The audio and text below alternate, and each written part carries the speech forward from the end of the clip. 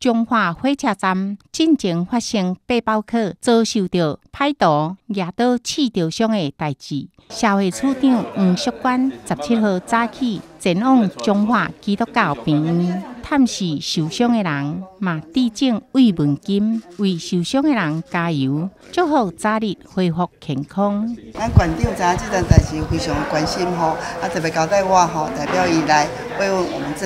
这一个伊是新北市的一个县民，因为来遮佚佗，帮我这个代志，阮今仔日有包2万块的慰问金，代表馆长来给慰问吼，同时阮甲这个王姓的这个患者谈到的时候，伊嘛讲，咱中华人是，所以代志发生也是非常混乱，周遭大家看起叫救护车看起上来病，吼，他也感受到彰化的温暖。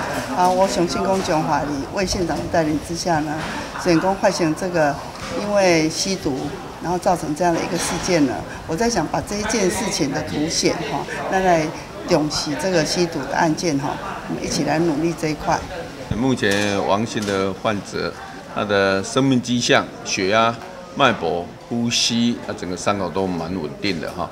我们看他的引流管还在，但是引流管量慢慢少了哈。有一些因为还不能进食，等他排气后我们才可以进食。现在的鼻胃管还是留着，我们用灌食的方法，希望他能够早日康复。对这摆意外事件，中华县政府会阁继续主动予受伤的人适当的照顾。事件发生了后，嘛随启动社会安全维护网机制，全力预防这类的案件搁再发生。公益频道林俊明中华采访报道，关怀电台台语配音。